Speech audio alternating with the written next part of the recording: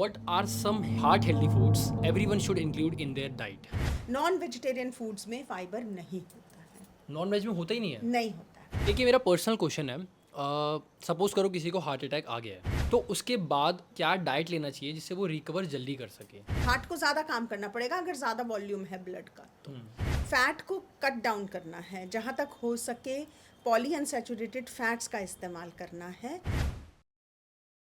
Hey, what is up people guys? This is your guitarist Neeraj and ma'am last podcast आपके साथ किया, मेरे को इतने डीएम्स आए कि मैम को दोबारा लेके आओ, तो आप लोगों की फरमाइश पे मैम आ चुकी है। आप कैसे हो मैम? मैं ठीक हूँ, थैंक यू नीरज। और अगेन मैं वेलकम कर रहा हूँ मैम का आपके चैनल पे। Thank you. तो मेरे को बहुत सारे लोगों ने क्योंकि आजकल हार्ट अटैक बहुत कॉमन चीज़ हो गई है और इनफैक्ट मेरे बहुत नोन हैं जिनको ये प्रॉब्लम हो रही है, तो कुछ क्वेश्चंस हैं जो कि मैंने इस फ़ोन में लिख लिए हैं ताकि मैं भूलूँ ना। तो सबसे पहला क्वेश्चन जो मेरे माइंड में है और जो मैंने लिख भी रखा है, सॉरी, वो ये है कि what dietary changes can help reduce the risk of heart attack? बहुत सिंपल चेंजेस हैं जो कि हमें करने हैं अपनी डाइट में, जैसे कि ज़्यादातर वेजिटेरियन डाइट को फॉलो करना है, होल ग्रेन्स को इंक्लूड करना है। अगर नॉन वेज लेना चाहते हैं तो सिर्फ वाइट मीट्स या लो फैट डेयरी का इस्तेमाल करना है। फैट को कट डाउन करना है, जहाँ तक हो सके पॉली अनसैचुरेटेड फैट्स का इस्तेमाल करना है, जो कि लिक्विड ऑयल्स, जो वेजिटेबल ऑयल्स होते हैं उनमें मिलते हैं। फिश, सी फिश खासकर, ये बहुत इंपॉर्टेंट चीज़ है, सी फिश का इस्तेमाल करना है। और ज़्यादा से ज़्यादा मात्रा में होल ग्रेन्स और लेग्यूम्स का इस्तेमाल करना है। और फ्रूट्स एंड वेजिटेबल्स, जैसे मैंने पहले भी बोला, ज़्यादा मात्रा में इंक्लूड करने, क्योंकि फाइबर अच्छी क्वांटिटी में। बेसिकली बैलेंस डाइट हमें अच्छी लेनी चाहिए। एक बैलेंस डाइट जिसमें कि फैट की क्वांटिटी कम रहे और सॉल्ट की क्वांटिटी कम रहे। ओके, फैट की हमारी बात हो रही है, तो can you explain the role of saturated and trans fat in our heart health?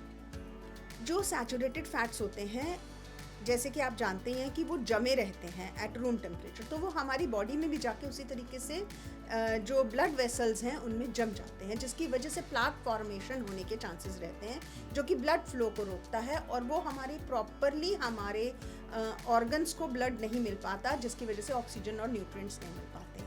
और स्पेशली जब वो वो ब्लॉकेज है ब्लड वेसल्स में, उन ब्लड वेसल्स में होती है जो कि हार्ट को सप्लाई कर रहे हैं, तो हार्ट अटैक होने के चांसेस ज़्यादा रहते हैं। अगर ब्रेन को सप्लाई कर रहे हैं उसमें हो तो स्ट्रोक होने के चांसेस, जैसे पैरालिसिस हम लोग बोलते हैं, तो वो होने के चांसेस होते हैं। सैचुरेटेड और ट्रांस फैट के कोई एग्जांपल दे सकते हो आप? सैचुरेटेड फैट्स जो हैं वो एनिमल प्रोडक्ट्स जो भी हैं उनमें पाए जाते हैं, रेड मीट्स में ज़्यादा क्वांटिटी में होते हैं, बटर, घी, क्रीम, इनमें ज़्यादा क्वांटिटी में होते हैं। लेकिन मैं ये नहीं कह रही हूँ कि बिल्कुल इनको बंद कर देना है, कम क्वांटिटी में लेना है। और ट्रांस फैट्स पाए जाते हैं हाईली फ्राइड फूड्स में, बेक्ड प्रोडक्ट्स में, कुकीज़, पेस्ट्रीज, केक्स, पैटीज, इन सब में पाए जाते हैं। ट्रांस फैट्स जो हैं कुकिंग के टाइम पे होने वाली चेंजेस के कारण बनते हैं। नेचुरल भी बनते हैं, नेचुरली भी अवेलेबल होते हैं trans fats, but they are not harmful as that are formed during cooking. Got it. Okay. And how does sodium intake affects blood pressure and heart health? Sodium की वजह से जब हमारी बॉडी में sodium का content ज़्यादा हो जाता है तो ब्लड प्रेशर बढ़ने के चांसेस रहते हैं, क्योंकि हमारा जो ब्लड फ्लो है वो इफेक्ट हो जाता है। उसकी वजह से वाटर रिटेंशन इंक्रीज हो जाती है, उसकी वजह से ब्लड प्रेशर, हार्ट को ज़्यादा काम करना पड़ेगा अगर ज़्यादा वॉल्यूम है ब्लड का, तो ब्लड प्रेशर बढ़ने के चांसेस रहते हैं, जिसकी वजह से हार्ट को ज़्यादा काम करना पड़ता है। हार्ट का क्या काम है? ब्लड को पंप करना। अगर बहुत ज़्यादा वॉल्यूम को पंप करना पड़ेगा तो ये प्रॉब्लम होने के, हाइपरटेंशन और हार्ट प्रॉब्लम होने के चांसेस रहते हैं। ये सेम चीज़ ओबीस पीपल में भी होती है, क्योंकि हार्ट को एक्स्ट्रा वर्क करना पड़ता है ब्लड को पेरिफ्रीज, यानी कि हर ऑर्गन, कोने के ऑर्गन, जैसे उंगलियां हैं पैर की, हाथ की, वहाँ तक पहुँचाने के लिए। तो इसकी वजह से ये एक नेगेटिव हेल्थ इफेक्ट हो जाता है। Okay. And what are some healthy foods, I should say heart healthy foods, everyone should include in their diet? जैसे कि मैंने पहले भी कहा कि कौन से खाने के, होल ग्रेन्स, लेग्यूम्स, ये मेडिटेरेनियन टाइप ऑफ डाइट में भी इंक्लूड किए गए हैं। ऑलिव ऑयल बोलते हैं, या कोई भी मोनो अनसैचुरेटेड फैट जैसे कि कोकोनट ऑयल इंडिया में ज़्यादा क्वांटिटी में अवेलेबल रहता है, मस्टर्ड ऑयल है, ये इंक्लूड कर सकते हैं। आजकल ब्लेंडेड ऑयल्स भी आते हैं, उनका इस्तेमाल करें, वो ज़्यादा बेटर रहेगा क्योंकि सब तरह के जो न्यूट्रिएंट्स फैट से हमें मिलते हैं वो उसमें अवेलेबल हो जाएंगे। उसके अलावा लो फैट डेयरी, जो भी हम दूध लेते हैं, दूध से बनी चीज़ें लेते हैं, या फिर जो non vegetarian products, chicken basically वो लेते हैं, वो लो फैट लें, लीन मीट्स का यूज़ करें, रेड मीट्स को अवॉइड करें, प्रोसेस्ड फूड्स को अवॉइड करें, और फिश इंक्लूड करें जो कि अच्छी क्वांटिटी में ओमेगा 3 मिलता है, लेकिन सी फिश, ये मुझे याद हो गया है। अच्छा, how important is fibre in preventing heart disease and what are the best sources? Fibre का मेन रोल होता है हमारे डाइजेस्टिव सिस्टम को क्लीन करने का। Okay. वो ना डाइजेस्ट होता है ना एब्जॉर्ब होता है बॉडी में। जब हमारा डाइजेस्टिव सिस्टम क्लीन रहेगा तो जो भी हम खाना खाएंगे वो प्रॉपरली डाइजेस्ट होगा और हमारी बॉडी को अवेलेबल होगा।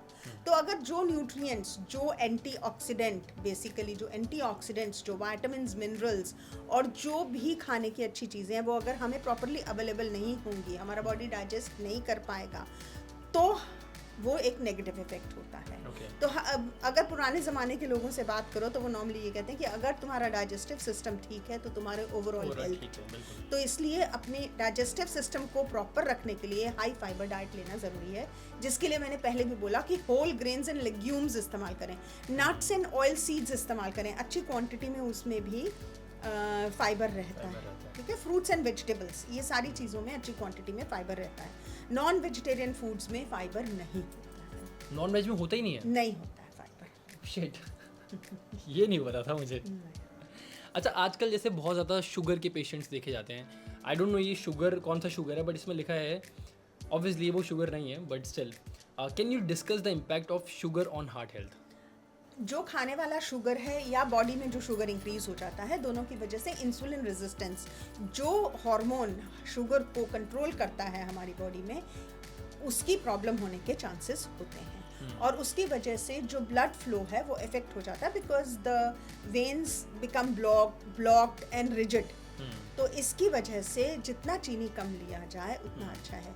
ज़्यादा शुगरी प्रोडक्ट से इन्फ्लेमेशन होने के, जो ब्लड वेसल्स हैं उनमें सूजन आने के चांसेस रहते हैं, जिससे कि ब्लड फ्लो इफेक्ट हो जाता है। तो इसकी वजह से शुगर को खाने में भी अवॉइड करना चाहिए और अपनी वेन्स में भी अवॉइड करना चाहिए, अपने आर्टरीज में भी अवॉइड करना चाहिए। एक ये मेरा पर्सनल क्वेश्चन है, सपोज करो किसी को हार्ट अटैक आ गया है, ठीक है, एंड बाय गॉड ग्रेस वो ठीक हो जाता है, ठीक है, तो उसके बाद उसकी जो लाइफस्टाइल है, तो उसमें उसको क्या डाइट लेना चाहिए जिससे वो रिकवर जल्दी कर सके? मैंने बहुत सारे अपने लाइफ में ऐसे पेशेंट्स देखे हैं जिनको कि हार्ट अटैक आ जाता है, वट एवर द रीज़न, और वो क्योर भी हो जाते हैं। ऐसा नहीं है कि वो क्योर नहीं होते, बहुत सारे परसेंटेज क्योर हो जाते हैं। और उसके बाद में जो उनको लाइफस्टाइल चेंजेस करने हैं वो वही हैं जो हम प्रिवेंशन के लिए इस्तेमाल करते हैं, यानी कि high fibre diet which includes whole grains, fruits and vegetables in higher quantities, low fat dairy या कोई भी low fat non vegetarian products use करें। उसके साथ साथ nuts and oil seeds include करें अपनी डाइट में। वो जैसे स्प्राउट्स यूज़ कर सकते हैं, ओट्स यूज़ कर सकते हैं। इनका तरह तरह से डिफरेंट मेन्यू, डिफरेंट रेसिपीज़ में इनका इस्तेमाल किया जा सकता है, जो कि हार्ट हेल्थ के लिए अच्छे हैं। और साथ में अपनी स्ट्रेस लेवल को कम करना थ्रू मेडिटेशन या कोई ऐसा वोकेशन, जैसे लोगों को म्यूज़िक सुनने में अच्छा लगता है, रिलैक्स होते हैं, तो music, dance, whatever their vocation is, जिससे कि उनको रिलैक्सेशन होती है। वो प्रॉपर स्लीप साइकिल मेंटेन करना और moderate quantity of physical activity. हम बहुत ज़्यादा बारी अपने जो भी हार्ट क्योर्ड पेशेंट होते हैं उन लोगों को बोलते हैं कि daily walking for 20 minutes is very important and more than sufficient, सिर्फ इसलिए कि इससे ब्लड फ्लो इम्प्रूव होता है। जो वॉकिंग है या मॉडरेट एक्टिविटी है, एरोबिक एक्टिविटी जो कि हम बाहर करते हैं, घर के अंदर नहीं, बाहर करते हैं जहाँ अच्छी क्वांटिटी में ऑक्सीजन मिलता है, तो वो ब्लड फ्लो को और ऑक्सीजन अवेलेबिलिटी को इम्प्रूव करता है और इसकी वजह से क्लॉट्स भी मूव कर जाते हैं और स्टक नहीं होते हैं।